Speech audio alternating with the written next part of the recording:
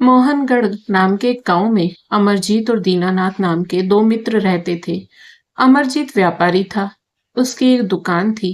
वैसे तो अमरजीत के पास धन दौलत की कमी नहीं थी, लेकिन फिर भी उसे थोड़ा और कमाने की चिंता लगी रहती थी। एक दिन अमरजीत अपनी दुकान पर बैठा था। वो चिंतित था।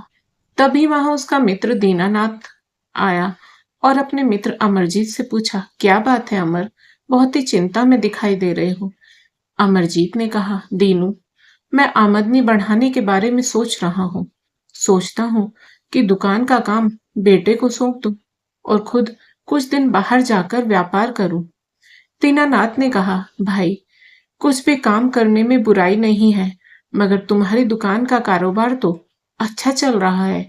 तुम्हें कहीं बाहर जाकर व्यापार करने की क्या जरूरत है। अमरजीत बोला, तुम नहीं समझोगे दीनू, आमदनी जितनी ज्यादा हो उतना ही अच्छा है। दीनानाथ ने कहा, ठीक है, तुम जब भी व्यापार के लिए निकलोगे मुझे भी याद कर लेना। मुझे भी अपने घर में कोई काम नहीं है, मैं भी तुम्हारे साथ घूम लूंगा। अमरजीत थोड़ा कंजूस भी था। वो अपने दोस्तों पर भी फिजूल खर्च करने से बचता था। इसलिए वह बोला, तुम भी चलोगे, मगर रास्ते में खर्च करने के लिए तुम्हारे पास पैसे हैं। दीनानाथ बोला, उसकी तुम चिंता मत करो, मेरे पास इतना धन है कि मैं आराम से 1-2 महीने तक तुम्हारे साथ घूम सकता हूँ। अमरजीत ने कहा, तब ठीक है। और फिर अगले ही दिन दोनों मित्र अपने अपने परिवारों से विदा लेकर वहां से निकल पड़े। जब वे रास्ते में पहुंचे तब दीनानाथ ने कहा, अमर, खाने पीने के लिए मैंने अपने पास सामान रख लिया है। तुम्हारे पास भी खाने का सामान है ना। अमरजीत बोला, नहीं दीनू, मेरे पास धन है। जब मेरी इच्छा होगी और भूख लगेगी मैं कुछ खरीद कर खा लूंगा। रास्ता काफी लंबा था और उन दोनों को भूख लग पड़ी, क्योंकि अमरजीत के पास भोजन नहीं था और रास्ते में भी उन्हें ऐसा कोई भोजनालय नहीं मिला जहां पर वे भोजन कर सके। तब उसके मित्र दीनानाथ ने अमरजीत को भी अपना भोजन दिया। दोनों ने भरपेट भोजन किया। उसके बाद दीनानाथ कहने लगा, देखा अमर, पेट भोजन से ही भरता है और प्यास पानी से ही बुझती है, पैसे से नहीं। पैसा हर चीज का इलाज नहीं है। दीनानाथ की बात सुनकर अमरजीत मन ही मन सोचने लगा, यह दीनू तो पैसों को कुछ समझता ही नहीं। इसको सबक सिखाना ही होगा, तभी इसे पैसे का महत्व समझ में आएगा। उसके बाद वे दोनों चलते चलते एक कस्बे में पहुंचे। वहां पर दोनों ने एक सराय में कमरा लिया और वे सो गए। लगभग आधी रात को अमरजीत की आंख खुली और तब दीनानाथ गहरी नींद में सो रहा था। अमरजीत सोचने लगा, यही अच्छा मौका है। यदि मैं दीनू का सारा पैसा गायब कर दूं तो फिर इसे पैसे का महत्व समझाने में आसानी रहेगी। यह सोचकर अमरजीत ने दीनानाथ की गठरी से उसका सारा पैसा गायब कर दिया। सुबह हुई तो दोनों मित्र उठे। दीनानाथ को सपने में भी यह संदेह नहीं था कि उसका दोस्त भी उसका धन चुरा सकता है। इसलिए उसने अपना सामान तक नहीं देखा और दोनों चल पड़े। अमरजीत ने कहा, यहाँ से हम काशीपुर गांव चलेंगे, किंतु हमारा रास्ता बड़ा ही दुर्गम है, तो हमें घोड़ों पर बैठकर तय करना होगा। और वे दोनों चलते चलते एक घुड़साल में पहुंचे, जहां पर वे घोड़े किराए पर ले सकते थे। अमरजीत और दीनानाथ ने अपने अपने लिए घोड़े पसंद किए और फिर वे घुड़साल के मालिक के पास घोड़ों का किराया देने पहुंचे।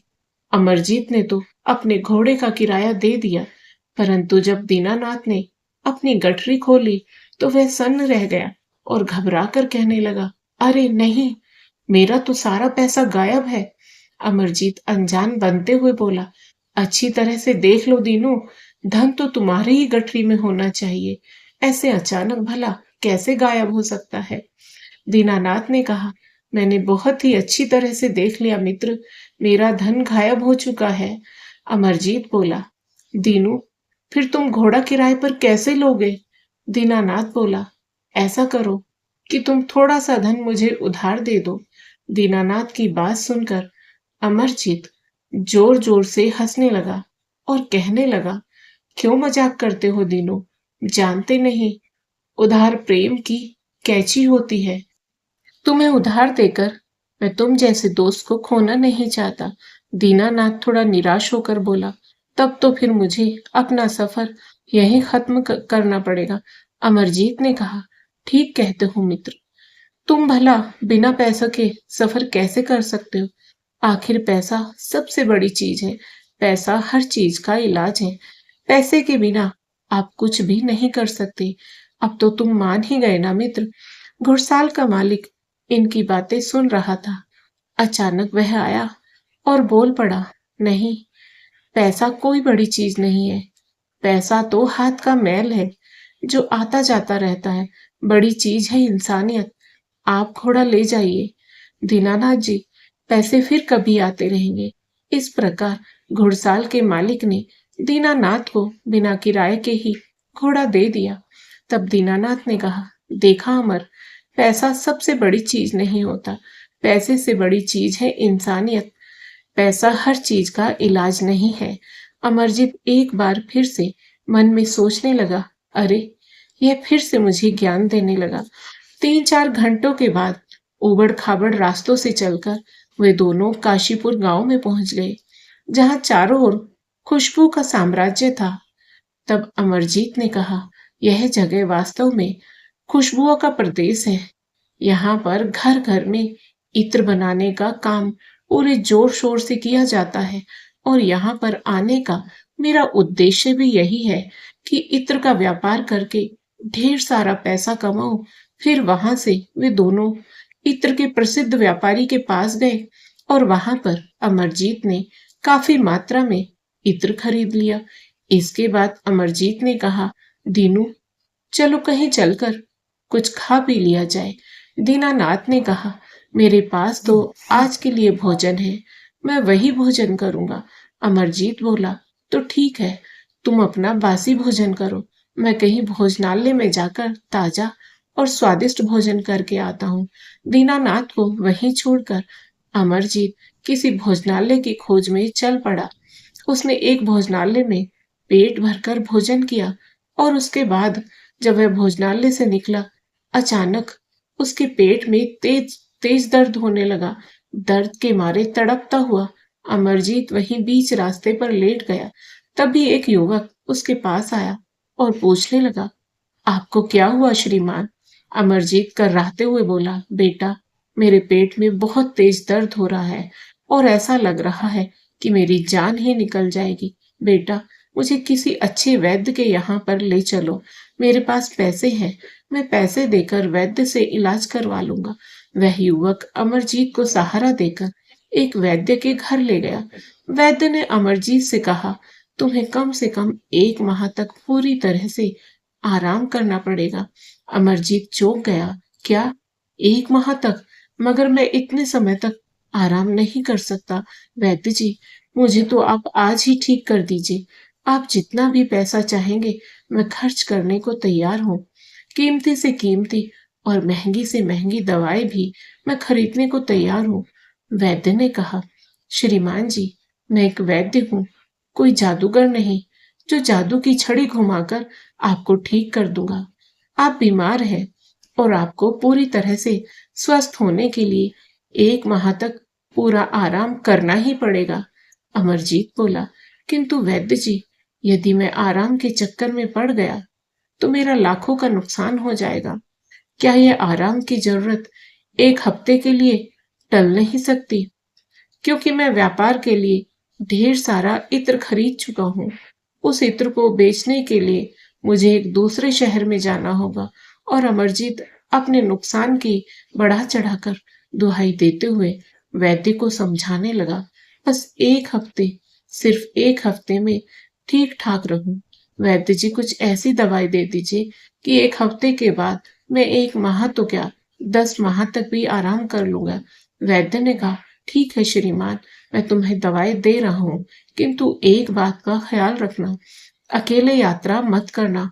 कोई ना कोई सेवक या कोई मित्र अवश्य तुम्हारे साथ रहे, क्योंकि यदि तुम्हारा स्वास्थ्य मार्ग में कहीं बिगड़ गया तो तुम्हारा पैसा तुम्हारे कोई काम नहीं आएगा। तब कोई स्वामी भक्त सेवक या मित्र ही तुम्हारी जान बचा सकता है। और फिर वैद्य ने वक्त तौर पर आराम पहुंचाने वाली 1 हफ्ते की दवाई देकर अमरजीत को विदा कर दिया। वैद्य के यहाँ से निकलकर अमरजीत सीधा उसी जगह पर पहुंचा जहां उसने दीनानाथ को छोड़ा था, क्योंकि दीनानाथ के पास पैसे खत्म हो चुके थे, इसलिए अब वह वापस जाने की तैयारी कर रहा था। तब अमरजीत ने कहा, नहीं नहीं दीनू, तुम वापस मत जाओ। हम दोनों साथ साथ यात्रा पर निकले थे और साथ साथ ही लौटेंगे। मैं तुम्हारे साथ हूँ। तुम्हें जब भी धन की जरूरत होगी मुझसे ले लेना।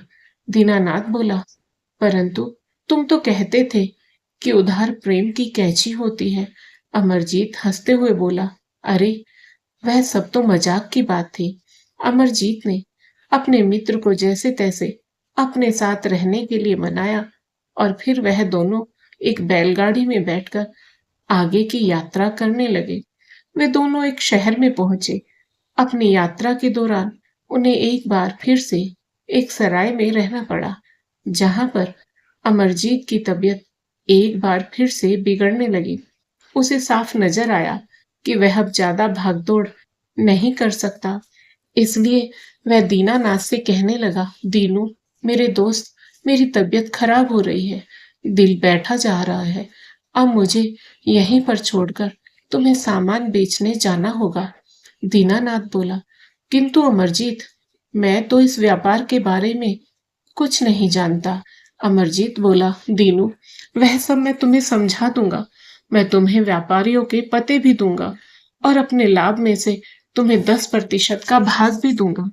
फिर अमरजीत ने दीनानाथ को भली भांति समझाकर इत्र के व्यापारियों से मिलने के लिए भेज दिया और खुद सराय में रहकर आराम करने लगा। दीनानाथ ने अमरजीत के बताए हुए पतों पर संपर्क करके अच्छे मुनाफे पर सारा इत्र बेच दिया और फिर वापस सराय में लौट आया। वापस आकर दीनानाथ ने देखा कि उसके दोस्त की तबीयत और भी ज्यादा खराब हो चुकी थी। तब अमरजीत ने कहा, दीनू मेरे दोस्त, मुझे लगता है कि मैं अब ज्यादा दिनों तक जीवित नहीं रहूंगा, इसलिए तुम्हें मेरा एक काम करना होगा। मैं 4 महीनों के खर्च लायक पैसा अपने पास रख लेता हूँ। बाकी पैसा तुम वापस अपने गांव में ले जाओ और वहां जाकर मेरे बेटे रमन को सौंप देना। उससे यह भी कह देना कि अगर मैं 4 महीनों के बाद जीवित वापस लौटा तो इस व्यापार का सारा धन उससे ले लूंगा, इसलिए धन में से 1 कौड़ी भी खर्च ना करे। दीनानाथ बोला, यह सब तो ठीक है अमर, किंतु तुम्हें इस हालत में छोड़कर मैं नहीं जा सकता। अमरजीत ने कहा, जिद मत करो दीनू, मैं यहाँ मरने के लिए नहीं बल्कि अपनी बीमारी से लड़कर स्वयं को अच्छा करने के लिए रुक रहा हूँ। मुझे मालूम है कि बीमारी की दशा में अकेले रहना उचित नहीं है, किंतु अगले 5 दिनों के लिए मेरे पास ऐसी दवा है जिससे मैं बीमार के किसी भी घातक हमले से बच सकता हूँ। दीनानाथ ने कहा, किंतु फिर भी तुम्हारी देखभाल के लिए, तुम्हारी सेवा के लिए कोई ना कोई तो तुम्हारे पास रहना ही चाहिए। अमरजीत बोला, दीनू उसके लिए मैंने सराय के मालिक से कह दिया है, वह एक स्वामी भक्त नौकर का प्रबंध कर देगा। तब दीनानाथ ने कहा, किंतु अमर, तुम्हारे पास तो बहुत पैसा है, क्यों ना तुम किसी वैद्य के मुंह पर ढेर सारा पैसा दे मारो, जिससे कि वह तुम्हें महीनों की जगह दिन और दिनों की जगह घड़ी 2 घड़ी में ही अच्छा कर दे। अमरजीत बोला, मजाक मत करो दीनू, जबकि तुम खुद ही कहते थे कि पैसा हर चीज का इलाज नहीं है। खैर, कुछ देर की औपचारिक बातों के बाद दीनानाथ वापस लौटने को मान गया। दीनानाथ के जाने के बाद अमरजीत के कमरे में सराय के मालिक द्वारा भेजा गया एक नौकर आया और बोला, मालिक, मेरा नाम गगन है, मुझे सराय के मालिक ने आपकी सेवा के लिए भेजा है। अमरजीत बोला, गगन, तुम यहाँ पर किसी वैद्य या हकीम को जानते हो तो मुझे वहां पर ले चलो। गगन एक बड़ा ही चतुर नौकर था। उसने तुरंत एक पालकी का प्रबंध किया और अपने मालिक अमरजीत को वहां के एक बड़े ही प्रसिद्ध वैद्य के पास ले गया।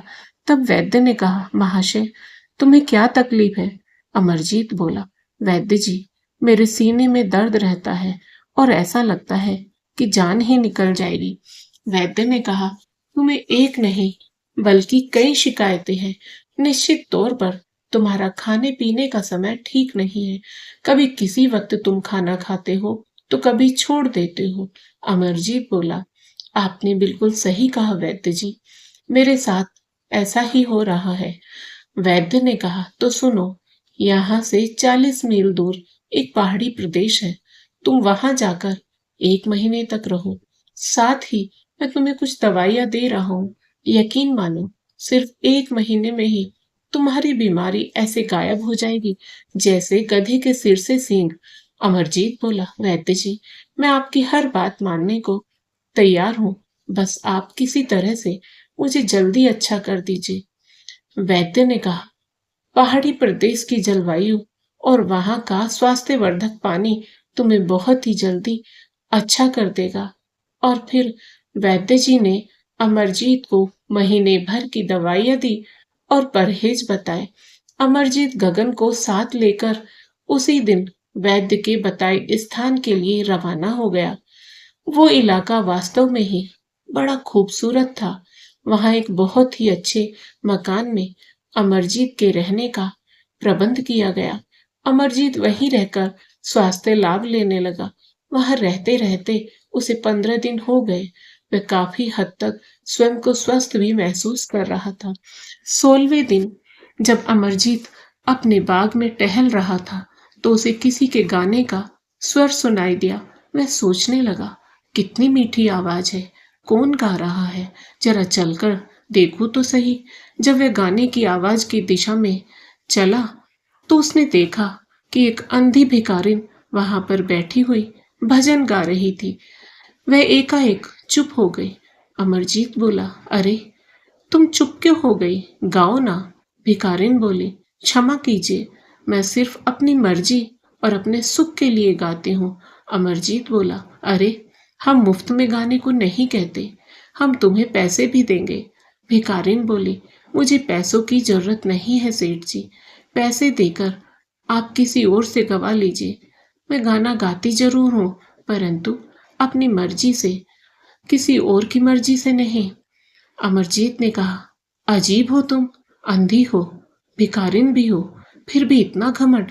पैसा बहुत बड़ी चीज है। पैसे से हर चीज खरीदी जा सकती है, सारे सुख इकट्ठे किए जा सकते हैं। भिखारिन बोली, नहीं सेठ जी, पैसा हर चीज का इलाज नहीं है। पैसे से सारे सुख नहीं खरीदे जा सकते। अमरजीत बोला, अरे, तुम क्या जानो पैसे की ताकत।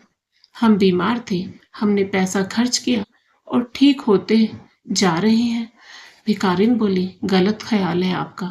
आप पैसे की ताकत से नहीं बल्कि वैद्य की दवाइयों और उनकी सलाह व परहेज के कारण ठीक हो रहे हैं। अमरजीत चौंक कर बोला, अरे, तुम तो हमारे बारे में बहुत कुछ जानती हो। भिखारिन बोली, जी हाँ, आपके नौकर गगन से मेरी थोड़ी सी बोलचाल हो गई है। उसे भी मेरा गाना बहुत पसंद है। ओह, तो उसे भी तुम अपना गाना सुनाती हो? फिर हमें सुनाने में कैसा ऐतराज है? हम तुम्हें बहुत सा पैसा भी देंगे। सेठ जी, आप फिर से पैसे का रोब दिखाने लगे। यदि आपको पैसों का इतना ही घमंड है तो आप पैसों से मुझ अंधी को आंखें दिलवा दीजिए, मेरी मरी हुई माँ को जिंदा करवा दीजिए। अंधी भिखारिन की बात सुनकर अमरजीत एकदम खामोश हो गया। फिर वह बोला, पैसा बहुत बड़ी चीज है, मगर हर चीज का इलाज नहीं है बेटी। पैसों से सब कुछ नहीं खरीदा जा सकता। आपने मुझे बेटी कहा, तो फिर पैसों की बात आप बिल्कुल मत कीजिए। मैं आपको गाना सुनाने के लिए वैसे ही तैयार हूँ। और उस दिन के बाद से अमरजीत ने जब भी फरमाइश की, अंधी भिखारिन उसे गाना अवश्य सुनाती थी। फिर जब वह पूरी तरह से अच्छा हो गया तो वह वापस लौटने को तैयार था। वह उस अंधी भिखारिन के पास गया और कहने लगा, तुम हमारे साथ चलोगी बिटिया? भिखारिन ने कहा, कहाँ जाना है सेठ जी? अमरजीत बोला, बेटी, जहां भी हम कहें तुम हमारे साथ हमारी बेटी बनकर रहोगे। बेचारी अंधी भिखारिन सोना को इतना प्यार कभी किसी से न मिला था। वो खुशी से बोली, पिताजी, आप मेरे पिताजी हैं। अमरजीत बोला, हाँ बेटी, आज से तुम मेरी बेटी हो। फिर एक दिन अमरजीत गगन और सोना के साथ पूरी तरह से स्वस्थ होकर वापस उस इलाके से लौट पड़ा। जब वह रास्ते से गुजर रहे थे, तब रात के समय वह एक जंगल से गुजरे। सोना ने कहा, पिताजी, इस जंगल से भयानक आवाजें आ रही हैं। मेरे ख्याल से हमें आगे सफर नहीं करना चाहिए, बल्कि इसी जंगल में पेड़ों पर चढ़कर यह रात सुरक्षित गुजारनी चाहिए। तुमने ठीक कहा बेटी, तुम्हारी बात बिल्कुल सही है। फिर उन लोगों ने अपने सामान को जंगल में छिपाया और फिर वे सभी पेड़ पर चढ़ गए। स्वयं अमरजीत भी एक पेड़ पर चढ़ गया और वे सभी रात बीतने का इंतजार करने लगे। जब रात गहरी हो गई, तब थोड़ी देर बाद अचानक जंगल में एक पगडंडी पर दो लोग आते हुए दिखाई दिए। अमरजीत की दृष्टि उन पर पड़ी। वे दोनों एक दूसरे से बातें करने लगे। एक ने दूसरे से कहा, अरे चोर भाई, तुम यहाँ जंगल में? अरे दोस्त, यह सवाल तो मैं तुमसे करने वाला था। भाई, मैं तो वो रमन के यहाँ पर चोरी करने जा रहा हूँ, सुना है उसके बाप अमरजीत ने अपने दोस्त दीनानाथ के हाथों बड़ा धन कमाकर भेजा है। कमाल है, आज तो मैं भी रमन के यहाँ पर ही चोरी करने के इरादे से निकला हूँ। तब तो एक से बेहतर दो हैं। हम दोनों साथ साथ दांव मारते हैं। जो कुछ भी मिलेगा आपस में बांट लेंगे। और एक बात याद रखना, अगर उस घर में चोरी करने में कोई परेशानी हुई, तो हम पूरे परिवार को खत्म करने से भी पीछे नहीं हटेंगे। और ये बातें करते हुए दोनों चोर वहां से निकल गए। अमरजीत उन दोनों की बातें पेड़ पर बैठा हुआ सुन रहा था। वह बेचैन हो गया, सोचने लगा, अरे, ये दोनों खूंखार चोर मेरे ही घर में चोरी करने जा रहे हैं। अब मैं क्या करूं? कैसे इन्हें रोकूं? इनका मुकाबला तो सिर्फ राजा के सैनिक ही कर सकते हैं, और उन्हें बुलाने के लिए मुझे दिन होने का इंतजार करना पड़ेगा, और तब तक मैं लुट जाऊंगा। अभी अमरजीत यह सब कुछ सोच ही रहा था कि तभी उसे फिर से कुछ आवाजें सुनाई दी। उसने देखा कि दो व्यक्ति जो काफी लंबे चौड़े और खूंखार प्रवृत्ति के दिखाई पड़ते थे, उन दोनों के हाथों में हथियार थे। और एक ने कहा, हाँ भाई, यहीं इसी जंगल में हमें रुकना है। हाँ भाई, रमन का बाप इसी जंगल से आएगा। दुआ करो कि रमन का बाप अमरजीत अकेला ही हो, तब उसे जान से मारने में हमें कोई परेशानी नहीं होगी। किंतु वह अकेला ना भी हो, तो भी हमें उसे मारना ही है। आखिर रमन ने हमें अपने बाप को मारने के लिए 20,000 स्वर्ण मुद्राएं जो दी है। और फिर वे दोनों हत्यारे एक कोने में जाकर पेड़ के पीछे छुप गए। वहीं पेड़ के ऊपर बैठे हुए अमरजीत ने दोनों हत्यारों की बातें सुनी, तो उसके पैरों तले जमीन खिसक गई। हे भगवान, मेरे ही बेटे ने मुझे मारने के लिए हत्यारे भेजे हैं। सचमुच ज्यादा पैसा होना भी अच्छी बात नहीं है। अमरजीत इतना घबरा गया कि वह अपना संतुलन खो बैठा और सीधा पेड़ से नीचे गिर पड़ा। वह दोनों हत्यारे जो वहीं छिपे बैठे थे, उन्होंने जब अमरजीत को देखा तो वे चौंक गए और अमरजीत को पहचान कर उसे मारने के लिए तैयार हो गए। वे बोले, देखो, यह रमन का बाप अमरजीत ही है। चलो इसे खत्म कर दें। कि तभी पेड़ के ऊपर छिपा हुआ गगन उन पर टूट पड़ा और उन्हीं की तलवार से उन पर हमला करने लगा। अचानक हुए इस हमले से वे दोनों संभल नहीं पाए और गगन ने उन्हें मौत के घाट उतार दिया। इसके बाद गगन अमरजीत के पास गया और बोला, मालिक, आपको कहीं चोट तो नहीं आई? अमरजीत बोला, मालिक नहीं, पिताजी बोलो गगन। आज से मैं तुम्हारा मालिक नहीं हूँ, बल्कि तुम्हारा पिता हूँ, और तुम मेरे बेटे हो। इसके बाद गगन ने अंधी सोना को भी पेड़ से नीचे उतार लिया। गगन ने सोना को सारी घटना विस्तार से बता दी। तब तक रात काफी बीत चुकी थी और सुबह का उजाला होने लगा था। जब पूरी तरह से सुबह हो गई, तब गगन बोला, अब किधर चलना है पिताजी? अमरजीत ने कहा, कहीं भी चलो बेटा, किंतु अब मैं मोहनगढ़ में नहीं जाऊंगा। सोना ने कहा, तो क्यों ना हम जहां से आए वहीं वापस चले? अमरजीत बोला, विचार तो तुम्हारा बहुत ही अच्छा है बेटा गगन, तुम्हारा क्या ख्याल है? गगन बोला, मैं क्या कहूंगा पिताजी, मेरी तो वह जन्मभूमि है। अमरजीत ने कहा, तो फिर ठीक है, हम सब वापस चलते हैं। उसके बाद अमरजीत का काफिला वापस पहाड़ी प्रदेश चल दिया। वहां पहुंचकर अमरजीत ने गगन से पूछा, बेटा गगन, क्या तुम मेरी बेटी सोना से विवाह करोगे? गगन बोला, हाँ पिताजी, मैं तो पहले से ही सोना को पसंद करता हूँ, मुझे इसमें कोई आपत्ति नहीं है। और फिर अमरजीत ने बड़ी ही धूमधाम से उन दोनों की शादी करवा दी। अब अमरजीत ने वहीं प्रदेश में रहकर अपना व्यापार शुरू किया और सुख से दिन गुजारने लगा। वर्षों बाद संयोग से एक दिन अमरजीत को उसका मित्र दीनानाथ मिल गया। दीनानाथ ने अमरजीत से कहा, अरे अमर, तुम यहाँ पर हो, मैंने तुम्हें बहुत ढूंढा। तुम्हें पता भी है तुम्हारे पीछे तुम्हारे परिवार का क्या हाल हुआ? अरे तुम्हारे घर पर चोरों ने हमला किया और वह तुम्हारे बेटे का सारा धन चुरा कर ले गए। अब वह बेचारा गरीबी में अपने दिन काट रहा है। यह सुनकर अमरजीत बोला, यह सब तो अच्छा ही हुआ, ऐसे कपूत को यही सजा मिलनी चाहिए थी। मैं अब अपने घर लौटकर कभी नहीं जाऊंगा। सचमुच दिनों, बहुत ज्यादा पैसा होना भी कोई अच्छी बात नहीं है। अब अमरजीत का मन पूरी तरह से परिवर्तित हो चुका था। अब वह गरीबों की मदद भी करता था। गगन और सोना को समझाता रहता, याद रखो, पैसा बहुत बड़ी चीज है, मगर बहुत बुरी चीज भी है। अपनी औलाद तक को अपना दुश्मन बना देता है। पैसा हर चीज का इलाज नहीं है। इसके बाद अमरजीत गगन और सोना के साथ एक सुखमय जीवन बिताने लगा। गगन और सोना भी अमरजीत का बहुत ध्यान रखते और एक परिवार की तरह मिलकर साथ रहते। दोस्तों, आज की कहानी यही समाप्त होती है। यदि आपको आज की कहानी पसंद आई हो तो वीडियो को लाइक करें, शेयर करें और साथ ही हमारे चैनल को सब्सक्राइब करें। बेल आइकन को प्रेस करके ऑल बटन पर क्लिक करें और साथ ही कमेंट बॉक्स में राधे राधे, हरे कृष्ण लिखें।